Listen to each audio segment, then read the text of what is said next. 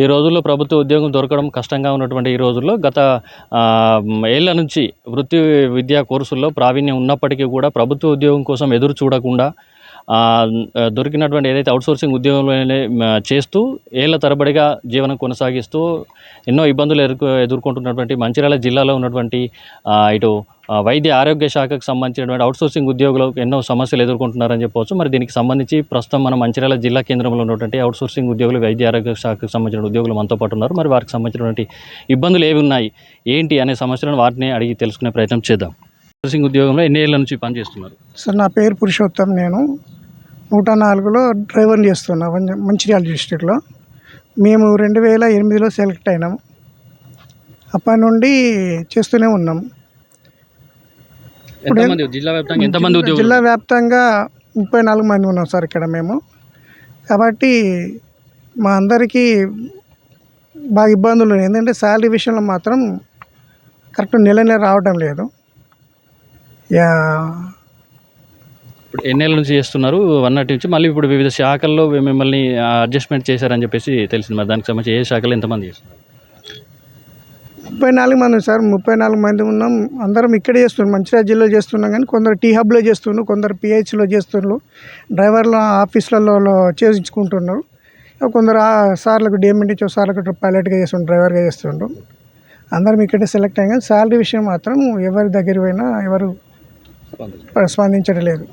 ఇప్పుడు మరో ఉద్యోగి ఉన్నాడు, చెప్పండి. మీరు ఎన్ని సంవత్సరాల నుంచి పనిచేస్తున్నారు, ఏ సెక్షన్లో పనిచేస్తున్నారు, దీనికి సంబంధించిన మీకు ఎదురవుతున్నటువంటి సమస్యలు ఏంటి? మేము గత 2008 నుంచి మేము రోస్టర్ విధానంలో సెలెక్ట్ అయ్యామండి, 1:3 నిష్పత్తిలో. అప్పటి నుంచి ఎన్నో కష్టాలు ఓర్చుకుంటూ మేము ఏ విధంగా సార్ వాళ్ళు ఏ పని చెప్పినా కూడా మేము కొంచెం లేట్ అయినా చేస్తున్నాము. కానీ మాకు మా ప్రభుత్వ అధికారులు మమ్మల్ని ఏంటంటే చెప్తున్నారు, కానీ మా జీతం వస్తుందా లేదా అని ఒక్కరు ఆరాధించిన పాపాన పోలేదు. కేవలం వాళ్ళు పని తప్ప వీళ్ళు జీతాల కోసం కేవలం వీళ్ళు పని చేస్తారు, కానీ జీతాల కోసం వీళ్ళకి అవసరం లేదు అన్న విధంగా మమ్మల్ని చూస్తున్నారు తప్ప ఒక మనిషిలాగా చూడటం లేదు.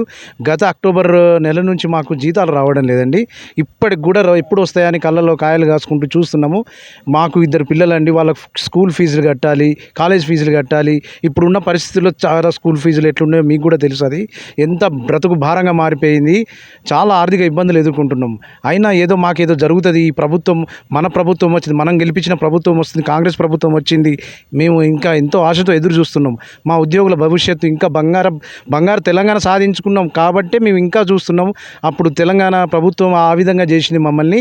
ఇంకా మేము ఆశ కోల్పోకుండా ఈ కొత్త కాంగ్రెస్ ప్రభుత్వం అయినా మా ఉద్యోగుల పాలిట మంచిగా మా భవిష్యత్తుని కనీసం చూసి మాకు నెలల జీతాలు వచ్చేటట్టు చూసి మమ్మల్ని రెగ్యులర్ విధానంలో చేసి అవుట్సోర్సింగ్ విధానం రద్దు చేసి వాళ్ళే ట్రెజరీ ద్వారా వేతనం చెల్లించాలని మా యొక్క డిమాండ్ అండి.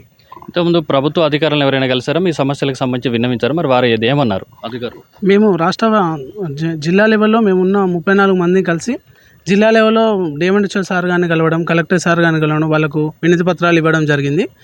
వాళ్ళు ఏమంటున్నారంటే మాకు మా పరిధిలో లేదు, ఇది పైనుంచి బడ్జెట్ రావాలి అని అంటున్నారు.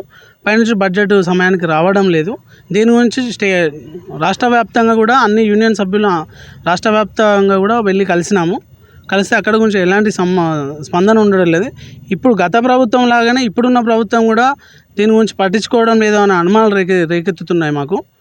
ఖచ్చితంగా మాకు ఏంటంటే సమాన పనికి సమాన వేతనం ఇస్తూ అవుట్సోర్సింగ్ విధానాన్ని రద్దు చేస్తూ ఖచ్చితంగా మాకు నెల గౌరవనీయులు ముఖ్యమంత్రి గారు మొన్న చెప్పారు, ప్రభుత్వ ఉద్యోగులకు ప్రతి నెల 1వ తారీఖు జీతాలు అందిస్తామని చెప్పారు. మరి ప్రభుత్వ ఉద్యోగులు పనిచేస్తున్నారా? మరి ప్రభుత్వ ఉద్యోగం వల్లనే ఆఫీసులు నడుస్తున్నాయా? మరి మేమేం చేస్తున్నాం? మరి మేము పని చేయట్లేదా? మరి ముఖ్యమంత్రి గారికి మరి మేము కనబడట్లేదా? అవుట్సోర్సింగ్ ఉద్యోగులకు మరి నెల 1వ తారీఖు జీతాలు ఇవ్వాలనే ఉద్దేశం కలగడం లేదా? నాకు తెలియట్లేదు. పని మాత్రం మేమే చేస్తున్నాము. సమాన పనికి సమాన వేతనం అనే విషయం మాట్లాడుతున్నారు తప్ప ఆఫీసులలో ప్రభుత్వ ఉద్యోగులకు కంటే ఎక్కువనే పని చేస్తున్నాం మేము. కానీ జీతాలు ఇవ్వడం విషయంలో, ఉద్యోగ భద్రత కల్పించడం విషయంలో మమ్మల్ని పట్టించుకునే విషయంలో ఎవరు ముందుకు రావడం లేదు. ఇంతకుముందు ఏదైనా ప్రభుత్వ ఇటు శాఖల మంత్రి, వివిధ వైద్య ఆరోగ్య శాఖకు సంబంధించినటువంటి మంత్రులను కానీ వారిని కలిసారా? అంతకుముందు గత ప్రభుత్వం నుంచి వేతనాలు అందడం లేదు, మరి దానికి సంబంధించి మీకు ఏమైనా హామీలు ఏమైనా ఇచ్చారా? గత ప్రభుత్వంలో హెల్త్ మినిస్టర్ గారిని కలవడం జరిగింది. ముఖ్యమంత్రి గారిని కలవడం జరిగింది. ఎవరిని కలిసినా సరే వాళ్ళు అప్పుడు మాకు ఇచ్చిన హామీ ఏంటంటే మీకు ఉద్యోగ భద్రత కల్పిస్తాం, అవుట్సోర్సింగ్ విధానం రద్దు చేస్తాం, నేరుగా కాంట్రాక్ట్లోకి తీసుకుంటాం అని హామీలు ఇచ్చారు. హామీలు ఇవ్వడంతో పాటు ప్రతి నెల మొదటి తారీఖు మీకు జీతాలు ఇస్తామని చెప్పి ఒక లెటర్ కూడా పంపించారు, జీవో కాపీని పంపించారు. అది అక్కడ నుండి ఆఫీసులలో మాత్రమే వచ్చినాయి, కానీ దానికి సంబంధించి ఎలాంటి అమలు పరిచే విధంగా కూడా ఎలాంటి చర్యలు తీసుకోవట్లేదు. అసలు ఆ కాగితాలు ఎక్కడున్నాయో వచ్చిన కాగితాలు ఉన్నాయా తీసి పక్కన పడేసారో కూడా తెలియట్లేదు. అలా ఉంది. చివరగా మీరు కోరుకునేది ఏంటి మరి? ప్రభుత్వం నుంచి ఏం కావాలని కోరుకుంటున్నారు? మొదటగా మాకు ఉద్యోగ భద్రత కావాలి. 2008 నుంచి రోస్టర్ విధానంలో ఎంపికై 1:3 నిష్పత్తిలో మేము సెలెక్ట్ అయినాము. మా తర్వాత వచ్చిన ఉద్యోగులు రెగ్యులరైజ్ అవుతున్నాయి, మేము అక్కడే ఉంటున్నాము. వాళ్ళందరికీ మాకు ముఖ్యంగా ఇయర్లీ ఇంక్రిమెంట్ లేకపోవడం వల్ల మేము నెలకు 10,000, ఒక ఉద్యోగం నెలకు 10,000 నష్టపోతున్నాం. మాకు పిఆర్సీ పెరిగితే పిఆర్సీతో పాటు వాళ్ళకు వస్తుంది. ఇయర్లీ ఇంక్రిమెంట్ లేకపోవడం వల్ల నా తర్వాత జాయిన్ అయి నాతో పనిచేస్తున్న ఉద్యోగి ఇప్పుడు నాకంటే నెలకు 10,000 రూపాయలు ఎక్కువ తీసుకుంటున్నాడు. దానికి తోడు మళ్ళీ మాకు ఉద్యోగ భద్రత లేదు. మాకు వేతనాలు సక్రమంగా రావాలి, మాకు తగిన న్యాయం చేయాలి. మొత్తంగా చూసుకుంటే అవుట్సోర్సింగ్ ఉద్యోగులు ఎవరైతే ఉన్నారో వాటికి సంబంధించినటువంటి ఉద్యోగ భద్రత కల్పించాలంటూ, అలాగే గత 7 నెలల నుంచి పెండింగ్లో ఉన్నటువంటి వేతనాల బకాయిలను చెల్లించాలంటూ, అలాగే గత ప్రభుత్వ హయాంలో ఏదైతే జీవో జారీ అయిందో దాన్ని అమలు పరచాలి, సమాన పనికి సమాన వేతనం లాంటి జీవోను అమలు పరిచి తమకు నిత్యం ప్రతి నెల వేతనాలు రెగ్యులర్ విధంగా చర్యలు చేపట్టాలని చెప్పేసి ఈ కొత్త ఏర్పడిన కాంగ్రెస్ ప్రభుత్వంలోనే తమకు న్యాయం జరగాలంటూ అవుట్సోర్సింగ్ ఉద్యోగులు తమ ఆవేదన వ్యక్తం చేస్తున్నటువంటి పరిస్థితి కనిపిస్తూ ఉంది. కెమెరా పర్సన్ శ్రీనివాస్తో నరేష్, అమ్మ న్యూస్, మంచిర్యాల.